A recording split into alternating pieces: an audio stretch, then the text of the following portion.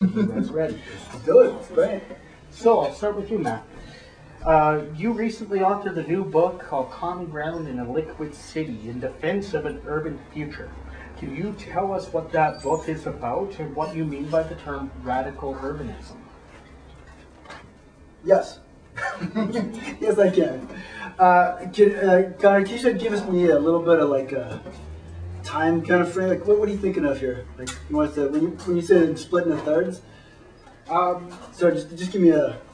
Just take a couple minutes to answer each question, kind of thing. Cool. All right. Well, I made myself a couple of notes. I'll see if I can see if they work or not. Or I wasn't. We'll see how it goes. Yeah, this is the introduction to your base ideas. All right. Well, maybe stand up so we can see in the back. Well. Yeah, we can't see you guys at all. Well, you know what? I have to say that I'm recovering from a surgery right now, so. So I don't feel like standing up. No. Would you be alright if you don't, or come stand up here? There's lots of room here if you want to come sit up here. Sorry about that, my friend. My apologies. But I appreciate the request. John can stand up for both of us, man. So we're fine. They don't have the advantage. Yeah, that's right. Great. Well, I want to say thank you. Before I start, I would say thanks for coming out tonight. And thanks a lot for organizing it, and thanks John for coming out, man. Totally, it's lovely to meet you, man, and super sweet, great guy, man. So I'm glad to do this, and with any luck, we can do something to support campus tonight. So thanks a lot for that. I would say finally too, but just before I answer your question. I left and I was talking to my grandmother before. My grandmother and my folks live out sort of near Sydney, you know. And then I was explaining I was going to have a conversation with this guy, John, and it was sort of like, she was like, was it a debate? And I said, no, I don't want to be a debate, you know. Actually, he's a good guy, I want to have a conversation, and, you know, and I've been involved in debates, and you end up being a pain in the ass for the most part, and you end up not really helping out much. And she looked and said, well, you tell him to be all right, okay? I don't want any crap out of him, all right? So I wanted to pass that on to you. And then there was this long, pregnant pause, and she just looked at me and went, but you be fucking nice too, okay? I got it. That seemed to be more meaningful, actually, than the first comment. Actually, she seemed more of a threat than actually a comment. So the answer is that I'll say, I'll begin... let me just pull a single part out of it, and to say that there's a couple of things that induced me to write the book recently, and one of them is that the world is an urban place now. The more people live in cities than any other kind of settlement, and that's the first time that's ever happened in world history. So that's a new thing, and I think counterintuitively that that's a good thing. It's a good thing in lots of ways. And primarily because I'll make an argument that I think one of our, perhaps maybe our only routes to an ecological future with somewhere between 7 and 10 billion people on this planet is for us to begin to live real densely. For us to be able to, for all human settlements, to be able to learn how to live compactly. More specifically, to learn how to share resources, to share land, to share energy, to share space. That there's no possibility of 7 billion people living on this earth and sprawling the way we sprawl. And I mean that in the larger sense of sprawl. I mean that in a specific sense, but I mean that in the larger sense as well. And have any hope of an ecological future. Or I'm not much for predictions. That's a Nostradamus and Tupac deal. But I would say even much of a future period. If we continue to sprawl, continue to use resources, continue to support cities as spots of capital accumulation and profit generation.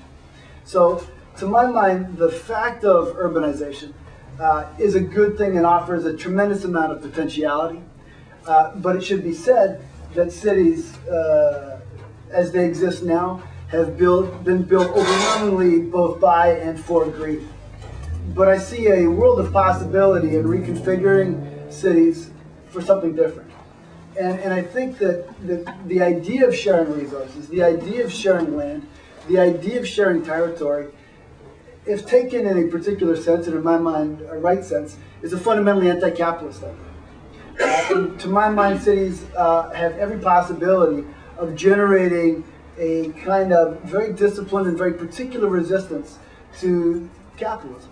That in fact that cities have an immense amount of potentiality to become anti-capitalist ventures. That is to say, to explicitly fight, and capitalism can be largely defined, but I'm going to specifically define it right now as the pursuit of profit, the pursuit of capital accumulation, and even more closely, greed. And so I see a tremendous amount of potentiality there. And loosely speaking, I would say that my idea, and this I'll keep it tight, and we can work on this as we go on. But I would say that my idea about densification to settlements is not unlike the idea of whale watching. And I notice whale watching is a big deal out here. And you know, and I get that people, and I apologize in advance for any whale watchers out here, you know, that you know, people think they have a real connection to whales, and that they have something really important that happens to them when they encounter whales, and that they're doing something. And I've heard the rationale, you know, for aquariums and whales is that they're educating people about whales, so they love whales or whatever, you know.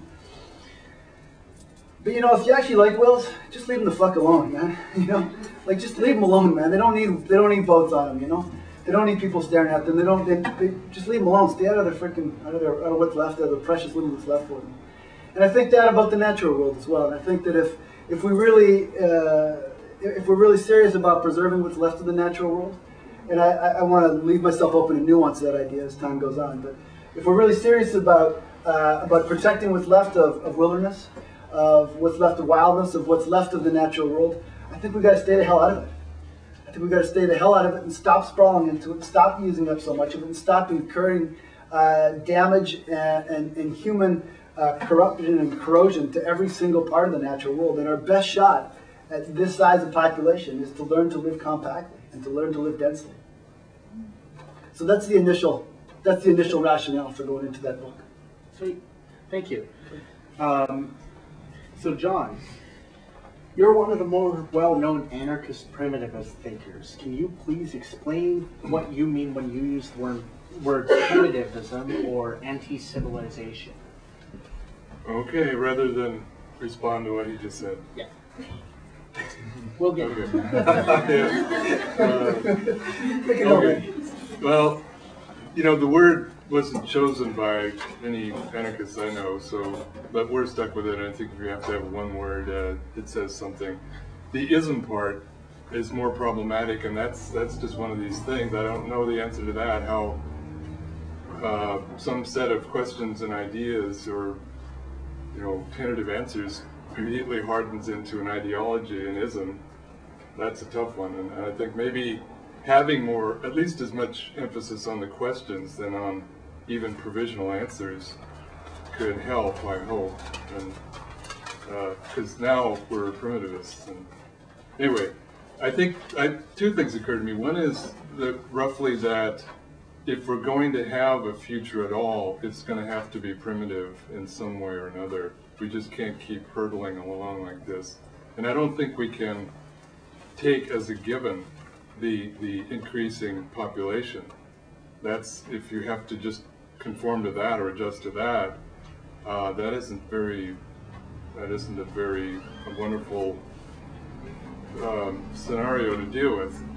But I think the other part of it, the earlier part of it, is what drives all this? What is the origin of all this? What started happening? Because we tend to look at it that way, that there are really primary motors that are pushing everything forward, pushing this crisis deeper and all enveloping in every single way. The catastrophe of the environmental thing, which is too obvious, I'm not going to list the parts of that, and the crisis of inner nature, what's happening to the psyche, what's happening personally and socially.